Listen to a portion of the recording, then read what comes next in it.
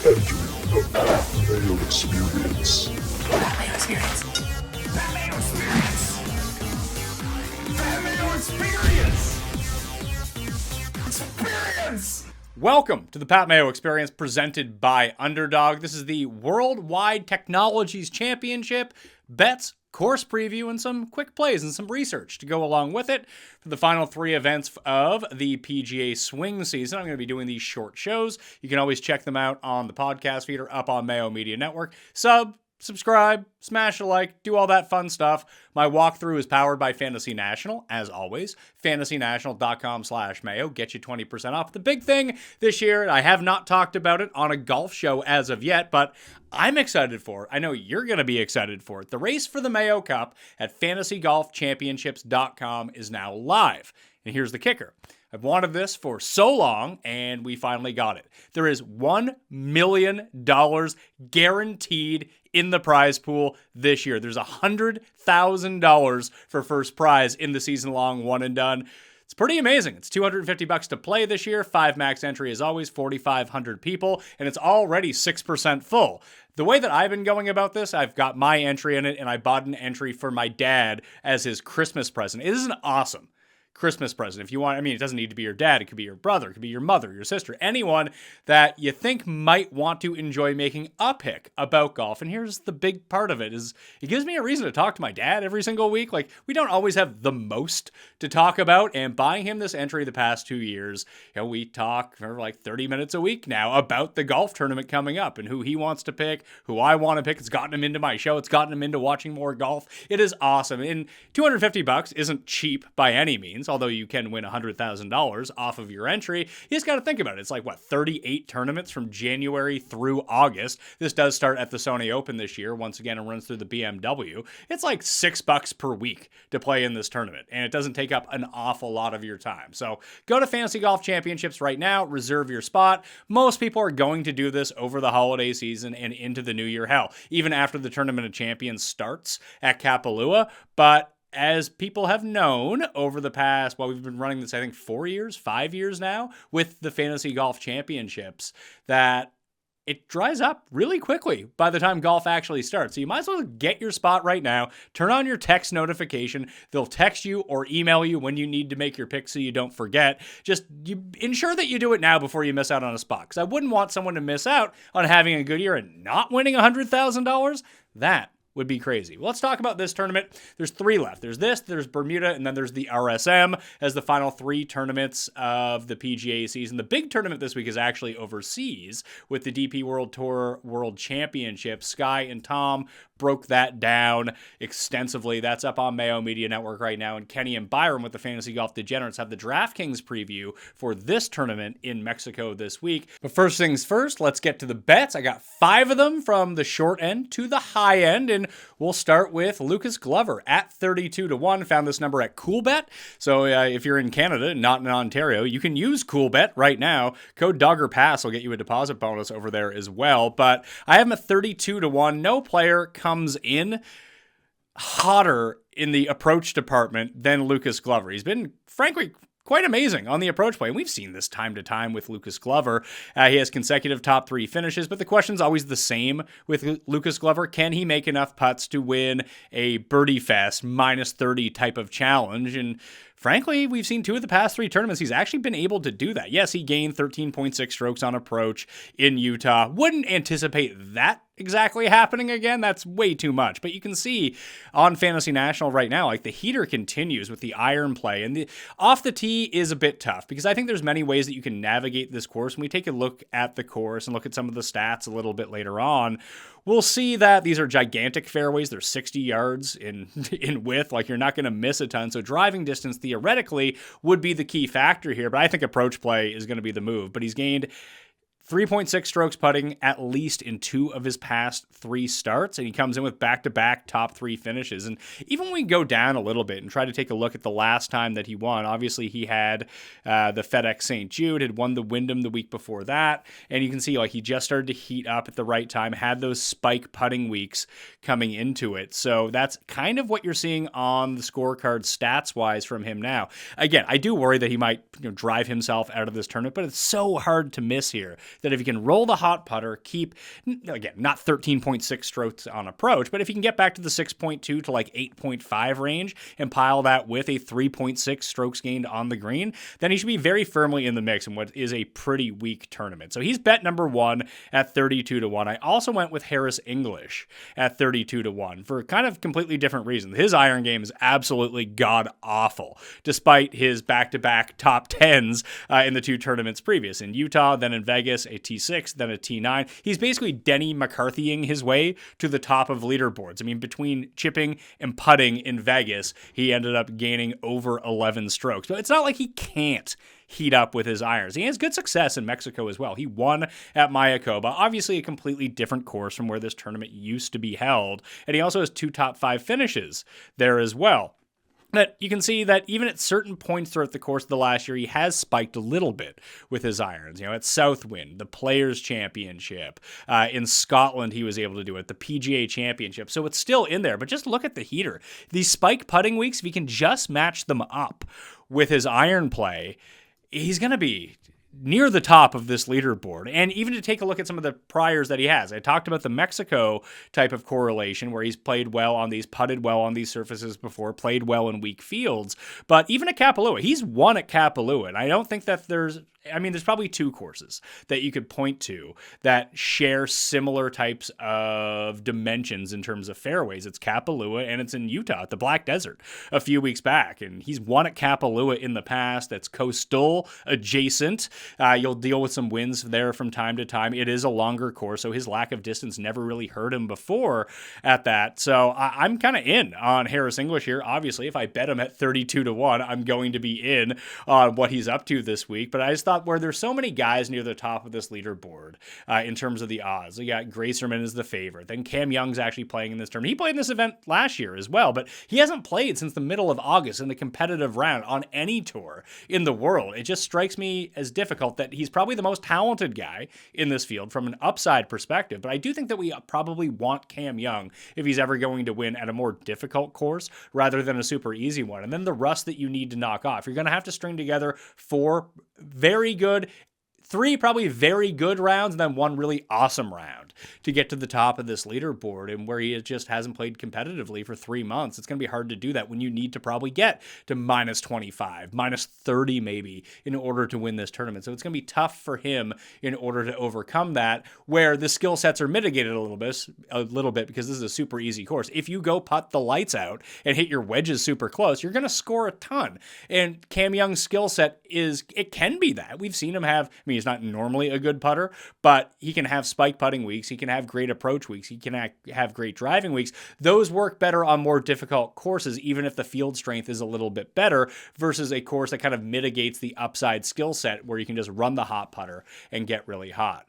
The next bet up is at 66 to 1. This was at Cool Bet as well, and it's Joe Highsmith. You know, the bucket hats are out there, and I've been betting him somewhat frequently over the past few starts because he's been playing pretty well. As you can see, he plays decent in wind and when it's super calm. When it's just like moderately windy, not so good, and great at super easy courses, which is really nice to see as well. He comes in on the heels of a T16 at the Shriners, which is pretty good. Then he was 6th in Utah as well. Again, despite losing those strokes off the tee, was able to make it up. It was mostly on the green, gaining 6 in that spot in Utah a few weeks back. Those are 2 nice finishes in a row. He had a 13th in Napa as well. But you can just see that the approach play has been very, very good over the course of the past 4 months or so, and that's maintained itself over to the swing season. The driving has been awesome, but here's the biggest thing that separates him right now from what he was doing earlier in the year. He went 10 straight weighted starts losing strokes putting, but he's actually gained in 4 of his past 6,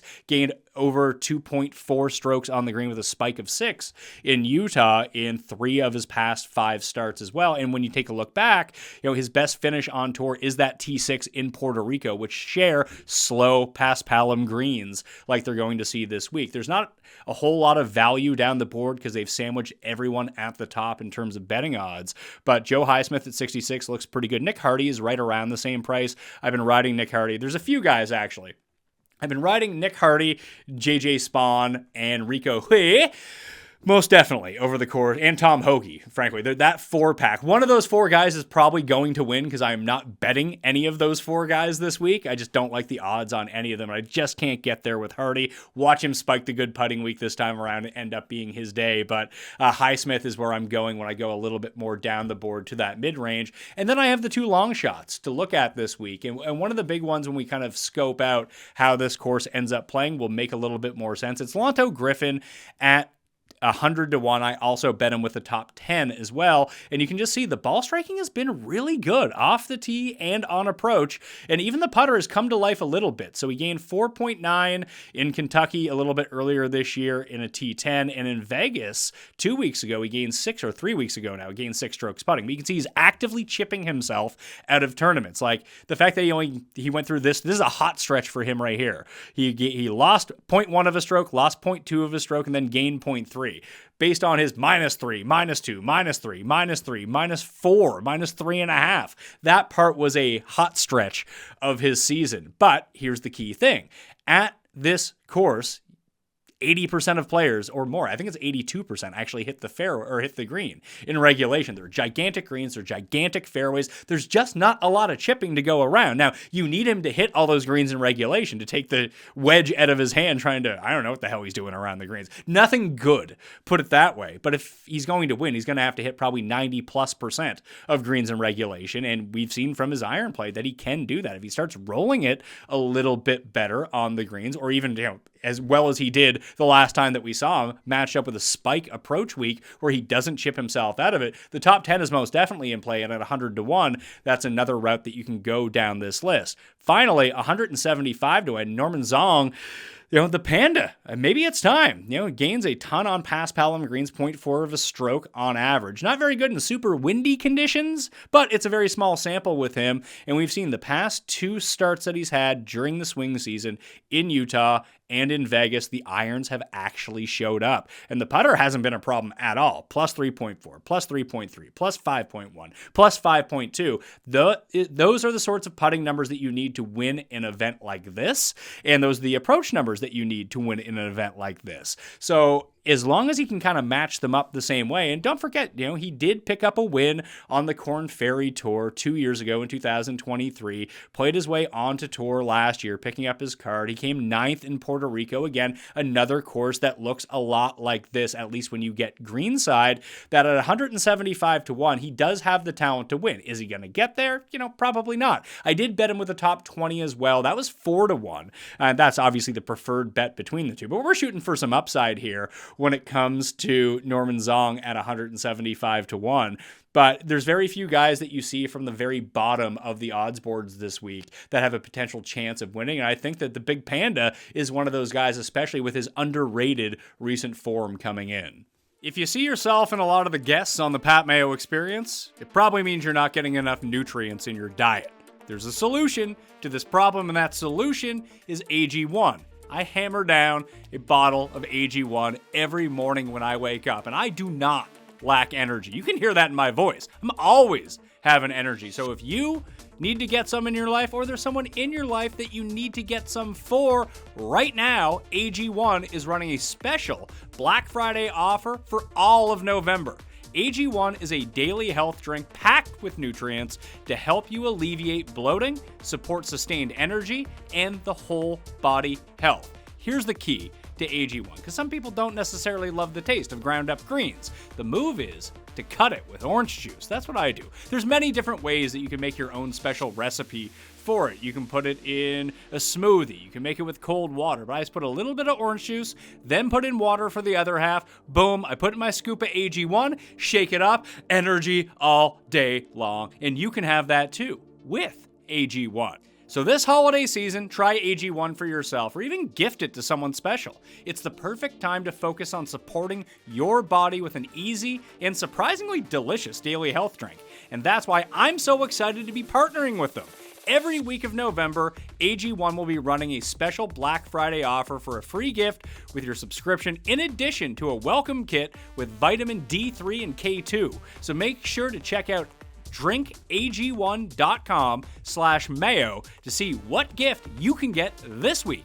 That's drinkag1.com/Mayo to start your holiday season off on a healthier note. Well, supplies last. More notes about the tournament. This is the second year that the Worldwide Technologies Championship will be contested at El Cardinal de Monte, Cabo San Lucas. I drove by this when I was in Cabo. It's a Tiger Woods design, 7,452 yards, a par 72, platinum paspalum greens that run 11 to 12 on the stimp, so they're incredibly slow. These greens are massive, 8,300 square feet on average at this course, 48 bunkers around the property, only one hole with water in play, a cut line of the top 65 in ties, only 120 players here. EVR got the win a year ago. We'll take a look back. There's no strokes gain data from that, but we can take a look at some of the players on the leaderboard to see if there's any skill sets that match up. New bunker and sand was installed in all the bunkers ahead of this event, and again, 60-yard fairway width. That's on par with Kapalua and the Black Desert that we saw in Utah a few weeks back. Not many guys are going to be missing fairways at this course. So we take a look at how everyone got it done. It was actually beating up on the par 3s and par 4s because the par 5s played incredibly easy but fairly flat across the board. There are no underdog lines out for this tournament as of yet. However, once the underdog lines drop, if they do, that you're going to want to go into driving accuracy and driving greens and regulation percentage. Guys might go perfect at this course. An average of 81% of the field hit greens and regulation a year ago. 90% driving accuracy for the field, not just amongst the top 5 or the top 10, 90% average for the field. So any hires, it almost doesn't matter how high they can make them. I suppose if you have to go perfect in order to win, maybe you don't go down that rope. But if it's anything that's, let's say in terms of like, what you can get, 14 fairways in regulation, if the lines are set at 12.5, you probably go higher on most of the guys, especially the accurate players in this tournament, be it the Kuchers or the Taylor Montgomerys or whoever it might be. The Lucas Glovers would be another one that you can get up there with. That's where you want to be at. That's how you attack the underdog fantasy props this week, if that's how it ends up coming out. They might just abstain from doing it because it's a tournament with basically no data. But if you do use code Mayo at Underdog right now, you get that deposit bonus of up to $1,000. But it also unlocks a free pick that you can add to any of those entries as well. Like for Thursday Night Football this week, it's Lamar Jackson. You can cross the sports. It doesn't matter. You'll pick up an NBA free one if that's the one that you want to use just to add it on. It's a free pick. It's an auto winner. That is exactly the route that I would be going down to juice up some of these entries on Underdog if you are a first-time player. You see the 3-putt average is a little bit higher, which makes sense with gigantic greens, but even then, where these greens are so slow, guys can be aggressive at the cup, and they're actually making a whole lot more putts inside 10 feet and even inside 20 feet than you see at your average tour event. Like the winner last year was EVR. He was minus 27, and we'll take a look back at how he ended up getting that done. Obviously, the strokes gained are not going to tell us an awful lot because we only have strokes gained total. So minus 27 beat Kuchar by 2. Camilo Villegas was minus 25. He would go on to win. I can't remember if it was Bermuda or the RSM, one of the next 2 weeks afterwards. So he maintained that going forward. But you can just see just a different type of player in here. A lot of really good putters, or a lot of really good iron players. And it didn't seem like distance, despite being a course where you'd want to pick up a lot of, cheap eagles or just fire away because the fairways are so wide, didn't really play itself out. Ryan Palmer came out of like nowhere in order to do that. He drives the ball a ton. Carson Young does not. Ludwig Outberg does, but Bhatia is an accuracy guy. Austin Cook's an accuracy guy. Carson Young's an accuracy guy. Mackenzie Hughes is just a good putter. That's about it. Short off the tee, Putnam, good putter, good iron player. Ditto with Kuchar. Ditto with Villegas. EVR is a little bit above average in terms of driving distance, but most of these guys are not big hitters at all. So if you have a narrative that driving distance is the only thing that matters this week, that is absolutely not true. You need to make your putts and you need to hit your wedges close. And if you can pick up strokes on par 3s, that might differentiate you from the rest of the players in the field. But you can see EVR went 66, 63 on the weekend. Putnam was a 62 on Sunday. Hadley was a 63 on Sunday. When the conditions are good, you need to be able to score. Even going down, you have someone like Party Marty Trainer, who just dominates all these island courses, and now Mexico in Cabo San Lucas, where if you can pile them up on these slow greens and really use that to your advantage, I mean, that's all he does. He just makes a ton of putts, and he does bomb the ball. That is true, so it does keep his ball in play being here. I don't even know if he's in the field this week. I don't have a ton of interest in Martin Trainer, but these are the type of guys that you see pop up time over time at tournaments like this. So let's try to take a look at some of the different conditions that we can get into here just to see, who's playing well coming in. We can go with the recent results just to see the good form coming in case you haven't been paying attention a ton during the swing season. You can see that Grazerman had his first start. It was in Japan, and he ended up coming T2, and he's just been playing amazing golf coming in. He's been lighting it up on the greens as well. I mean, I have no idea how well he drove it or hit his approaches in Japan, but I assume they were probably okay, but you can just see just filling it up. There's a reason he's the favorite in this tournament coming in, although when you got him against the good competition, he wasn't as good. Against the weaker competition, a lot better. He has 3 second-place finishes in his past 5 starts. That's why he is ahead of Cam Young on the odds board this week. I'm just not going to go to him at 16-1 or even hell as high as 20-1 when there are guys of equivalent value, equivalent talent, at a much better value. But overall, over the past little bit, in case you missed it, not a lot of guys played in the Zozo who are in this tournament. As you can see, it was basically like, Taylor Moore played well, Vegas played well. Taylor Moore's been playing pretty well over the past 2 events, top 30 in both of his past 2 starts. Ditto for Harry Hall. I actually like Harry Hall a lot. $9,200 on DraftKings is a pretty good price. Nate Lashley is another one to look at. And we take a look at Nate Lashley's history. I don't even know what his odds are this week. I doubt they're very good. He's been playing okay the past 2 starts, top 30 finishes in both those. But if we take a look at where he's played his best golf, Puerto Rico on Pass Palom, Dominican Republic on Pass Palom, Puerto Rico in Pass Palom, Puerto Rico on Pass Palom. Even last year at this tournament, ended up with a 10th place finish. Hell, might need to add nasty Nate Lashley to the card here. I got to figure out. Let's see here. Cool Bet. Let's see what his odds are. I'm using Cool Bet now just because that's the spot, and they are the sponsors of the Dog or Pass podcast. Try to get in, and we'll go to golf and see what nasty Nate Lashley's odds here.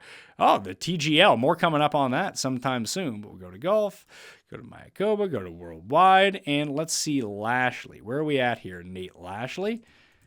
Lash LaRue, 66-1. That's not terrible, actually. Although I know people like Patton Kazire in that spot a little bit better. Maybe even Alex Smalley. I bet Joe Highsmith at that same number. Nick Hardy is right there. Might have to add Nate Lashley to the card. Or maybe at least just make him a DraftKings pick for myself for the week. Because at 7,400, he makes it pretty easy to pay down and get what you want from someone of that value. If you want to jam in some of the higher price guys, like 10-4 for Gracerman, probably not going to go that route, but like even Rico at 82, while I'm not betting him, is a pretty nice number. But I found that was very interesting with Nate Lashley to see him pop up like that all of a sudden, and his history on these slower greens are generally where he does the most damage in his career. Let's see here, and yeah, 5.4 strokes gained at the Shriners in Vegas as well. We saw him spike at the Wyndham with 5.2, and he's been getting better off the tee recently, and frankly, I just don't think that off the tee matters all that much unless you're absolutely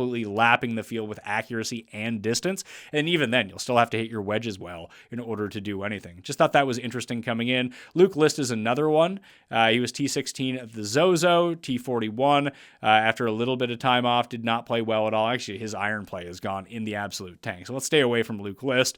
Again, I'm catching up on this a lot of the same time that you guys are, just trying to pick up what's been happening over the course of the swing season. In the strokes gained model over the past 12 rounds, and if you want to see how I have that out, I'm weighting kind of everything here, but it does give me Glover, Matty Schmidt, Doug Gim, Bo Hosser, and K.H. Lee actually pops up. He was another one who was in that 60-1 range. This is not a TPC course, so it might be difficult for him. Came 63rd at the Zozo, really spiked at a TPC course at Summerlin in Vegas, so that was really his one good one. And TPC Twin Cities, he ended up inside the top 10 as well. A lot of that was based on putting both those, but he did his approaches pretty well at the Shriners. Did not translate through. My best bet in the Golf Digest column that week was Kevin Yu over KH Lee, and that came through for me. That was a really nice one. They were giving us plus money on Kevin Yu that week as well, which I just thought was insanity.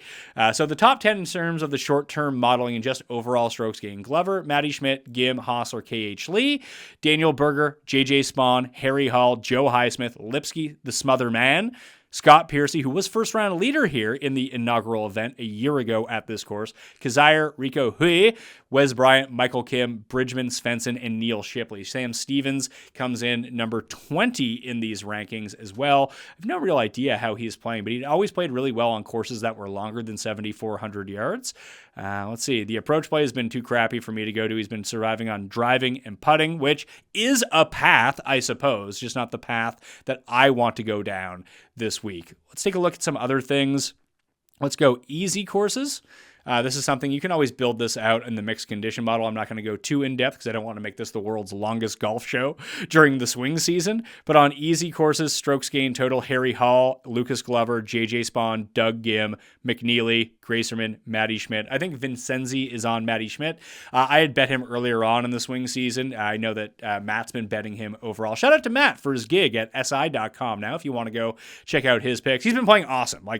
There's a reason that he is listed inside 30-1 this week. He is most definitely a guy that you can back and probably should back. He just didn't end up making the cut. There's only so many guys when everyone is jammed at the very top of the leaderboard that you can go to. I ended up going with Glover and English, that veteran presence they know how to close out tournaments. They have wins in their career that they can go to. It's only a matter of time, it feels like, for the German, Matty Schmidt, and I'm just going to have to hope it's not going to be this week, although he has gained on approach in 6 straight. And that putter is really starting to heat up and gaining a ton off the green. Although Matt will tell you that Matty Schmidt makes the worst type of decisions the moment that he gets into contention. So just keep that in mind with Matty Schmidt moving forward. So a lot of the guys you can see I've been playing. There's a chance that I could add Harry Hall to the card. I'll have the final betting card in my Wednesday newsletter, along with all of the rest of the cheat sheet information, some of the write-ups if that's what you're looking for. I just like him more on DraftKings, I think, than I do anywhere else. And again, with only 120 players in this field, top 65 in ties, the DraftKings offerings aren't horrible this week for the Worldwide Technologies Championship that I could see going to him at 92. Glover's probably going to be the most owned guy at $9,500. Don't hate going back to Spawn or Gim, but in a birdie fest where you're going to have to make all your putts, you always worry that they're just not going to do it. I mean, you can say the same thing about Lucas Glover as well, but at least I've seen him close enough tournaments that it's in the repertoire for him. The other thing I wanted to look at was Paspalum greens. So it's going to be difficult because most of the Paspalum courses that we see on tour do not have strokes gained data. So I'm just going to use strokes gained total for this. Because if we just go to putting, it's going to give us, I think, the Mexico Open from this year, and that's really about it. You can see just, that's only, last 12 rounds. Ben Griffin ends up being the best, but those aren't all weighted rounds. Those are just the 4 rounds that we have going through. Ben Taylor, Brandon Wu, Trace Crow, they're all kind of up there. Let's get rid of that one for a second. Let's look at strokes gained total, because what courses will this include? It will include Corrales, Cocoa Beach, El Camaleon, El Cardinal, the Olympic Golf Course, Kuala Lumpur if we're going back, and Verdana in Mexico. We can even extend that sample from past 12 to a little bit longer, but here's who's been lighting it up on that style of course over the past little bit. I'm guessing Kuchar's goes back to his win, at the Mayakoba in 2018. So some guys, they just haven't played a lot of Paspalum courses because they haven't had to, but Matt Kuchar has played very well on this type of course and was inside the top 5 a year ago and playing some pretty good golf right now. Again, probably another good DraftKings pick and one that's probably going to be popular. But to take a look back between all those courses, past 12 rounds, Kuchar, Lauer, EVR with the win, Harris English, and Dylan ends up there as well. Patrick Rogers, Pearson Coody, Alex Smalley, Will Gordon. What a throwback, Will Gordon. Cam Champ and Wes Bryan. You see Harry Hall is up there. Carson Young is up there as well. A lot of the guys that I bet do not appear on these, but a lot of the time, these are not the same guys that are playing in a lot of these tournaments or just don't have a lot of experience per round. But these are the players playing in easy tournaments on Paspalum courses who are up there. I'll have the cheat sheet available for everyone for free in the Mayo Media newsletter. You can sub to that for free right now down in the description, or go to Substack and check that out. But I just wanted to do a quick refresher, show you where my mind is at for the golf season. It's not like I'm not betting golf and not doing my research. I just want to share that with you in case you're wondering. I know it's NFL season, and that's where my mind is at 98% of the time as well. But it is nice to flick on the TV if you have multiple TVs while the NFL games are going on. You see the warmth, because it's starting to get cold around here, that it's just so nice to see what's going on in Mexico, watch some golf, and hey, maybe we can hit a big winner. Maybe Big Norm wins at 175 to 1. Wouldn't that be great? Smash a like while you're here, sub to the channel, fantasynational.com/Mayo, and the Fantasy Golf Championships, or fangolfchamps.com for the quick version. You can find all of it down in the description to enter yourself in the race for the Mayo Cup, $1 million one and done for the 2024 fantasy golf season. I'll see you next time. Mayo experience! Experience!